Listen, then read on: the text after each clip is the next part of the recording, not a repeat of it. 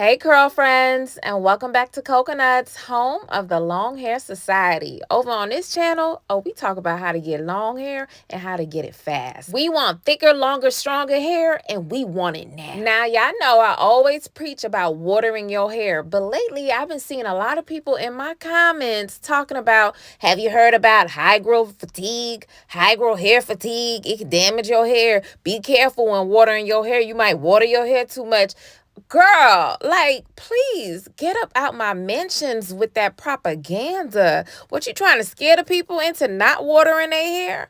So I decided, you know what? Let's make a video about it and let's talk about it. Let's bring science into the picture and let's really get down and dirty and see, how does high growth fatigue fit into you and your natural long hair journey? Let's get into it. So what the hell is high growth fatigue? Well, high growth fatigue is damage to your hair's follicles caused by repeated swelling and unswelling. It occurs when excessive moisture penetrates the outer layer of your hair and reaches the inner cortex. Now, remember I told you guys there are 3 layers to your hair strand. There is the cuticles, then you have the inner part, which is called the cortex, and you have the innermost part, which is called the medulla. Now, for water to enter a hair follicle and cause high growth fatigue, it needs to make it past the protective cuticle layer and into the cortex layer. In my other videos, I told you that the cuticle layer is responsible for determining whether your hair is low porosity or high porosity.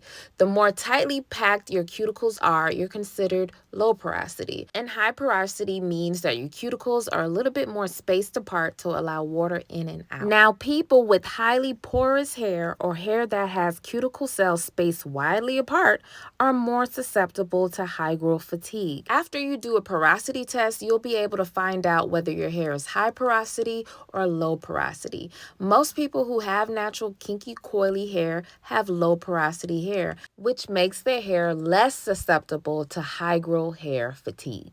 Now, when we get down to a microscopic level, hair that is experiencing high growth fatigue undergoes several physical changes: weathering or degeneration of the hair shaft, damage and raising of the cuticle cells, loss of the protective fatty layer coating your hair, exposure of your hair's follicles cortex. Now, some damage from high growth fatigue can lead to a variety of symptoms such as tangling, frizziness, dullness, and brittleness. Sounds like the same kind of symptoms of dry hair as well. So how the heck do you really know if you're overhydrating or underhydrating your hair? Now, don't get it twisted. High growth fatigue and over moisturizing your hair are not the same thing. It may seem like it, but it's not. Hydro fatigue is one thing, and over moisturizing means you're just using more than enough product on your hair and just overloading it with conditioners and oils. Like all things, genetics does come in and play a role, and it will determine how porous your hair is. Overusing shampoos and conditioners designed to moisturize your hair may put your hair at risk of developing high growth fatigue, especially if you have naturally porous hair. So if you have high porosity hair, you may not want to over deep condition your hair, over mask your hair with these different masks and treatments that's marketed towards you. You may just want to take it easy on that. Now, damaged hair, that's a whole different story, which is generally more porous than undamaged hair because the protective cuticle cells may lift or break. Excessive chemical treatments that use high heat, harsh grooming, and environmental factors can all contribute to hair damage, which can lead to high growth fatigue. You definitely want to avoid high growth fatigue by protecting the oils on your hair strands. There are fatty oils that you naturally have on your hair strand, and one of them are called 18-MEA, which coats your hair follicles and give them hydrophobic properties. Now, your hair is naturally hydrophobic, meaning that it repels water. So you definitely want to protect the fatty oil on your hair strand that helps it stay hydrophobic. And you definitely want to protect the pH balance of your hair and scalp. Healthy pH of the hair strand and scalp can be anywhere between 3.67 and 5.5 on the pH scale. Overusing shampoos and conditioners that might be too acidic or too alkaline can definitely do damage to your hair strand by removing the protective 18 MEA fatty layer. Basically, stop using those harsh shampoos and switch to natural shampoos. Those harsh shampoos are going to strip your hair of that hydrophobic fatty layer that's going to help you propel water and keep you from having hydral hair fatigue.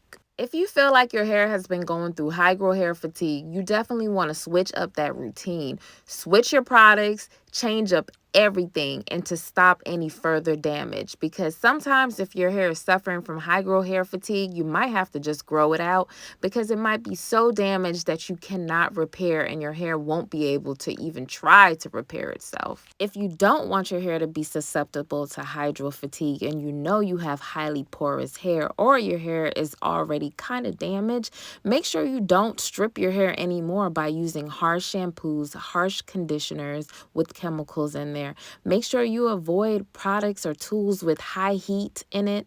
Definitely avoid bleaching, hair coloring, and hair relaxant if those things are contributing to you being more susceptible to hydral hair fatigue. Here are some other measures you can take to prevent hydral hair fatigue. Stop towel drying your hair so roughly. Stop doing any perming, blow drying, hair straightening, chemical treatments, the usuals, bleach and dyes, chlorine from swimming pools. I mean, it's kind of obvious to leave your hair in a natural state for it to be at its optimum health. But let's be realistic. Some of us like to have a little fun in the sun and do different things with our hair. But just make sure when you're not doing those things, you are staying on a healthy hair regimen to keep your hair in the healthiest condition to prevent any type of damage. Here are some other tips. If you have straight hair, it's best to let your hair dry before you comb or brush it to minimize damage. But if you have curly hair, it's a good idea to use a wide tooth comb or your fingers while your hair is still wet. Use natural shampoos. That way you don't have to worry about if it's too alkaline or if it's too acidic.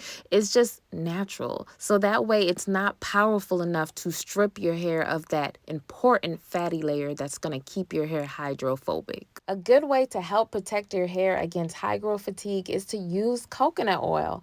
Coconut oil is a wonderful pre-wash. If you guys are familiar with my product line, you know that my main magic growth sauce main ingredient is coconut oil because it's perfect as a pre-wash.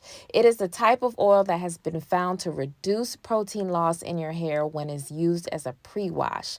Coconut oil is made up of a medium chain fatty acid called lauric acid that's thought to allow it to be absorbed into your hair follicle and easier than any other oil. So use this main magic growth sauce, especially when you're finger and detangling right before you shampoo. It's definitely going to help protect your hair shaft. When it comes to selecting a conditioner, it's most important to pick the right kind for your hair and skin type.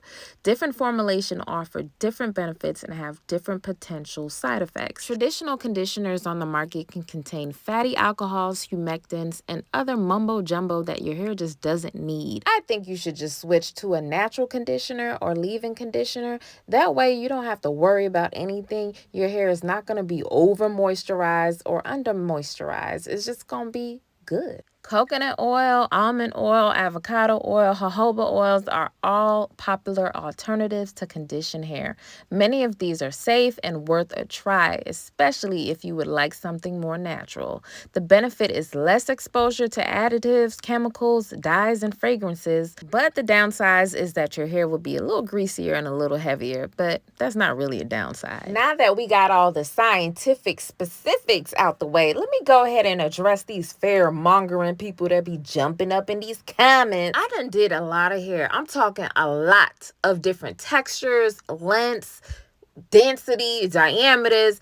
And when I say I have never felt the need to diagnose nobody's hair with hydro hair fatigue, I have never met nobody in real life or heard of nobody in real life that has hydro hair fatigue because it's just that rare. First of all, I live in the South. So anyone living in the South, definitely your chances of getting hydro hair fatigue is pretty slim. And even if you have high porous hair or highly damaged hair, a lot of people ain't really over moisturizing their hair or adding a lot of water anyways. And I'm really out here trying to educate people who just don't know that their hair eats water and that their hair thrives better off natural oils and butters. I made it my job to teach people how to water their hair. I didn't say drench your hair and leave it soaking wet with some type of moisturizer on it overnight. I say water your hair. You know how you water the flowers out in your garden, and you water plants, and you just give it a little bit of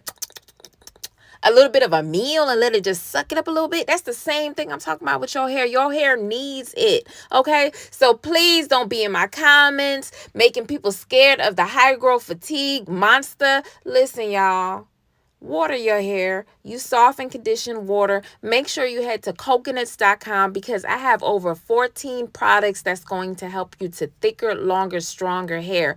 Thank you so much for coming on another video and letting me, share my knowledge on how to get to longer, stronger, thicker hair, because long hair is your destiny.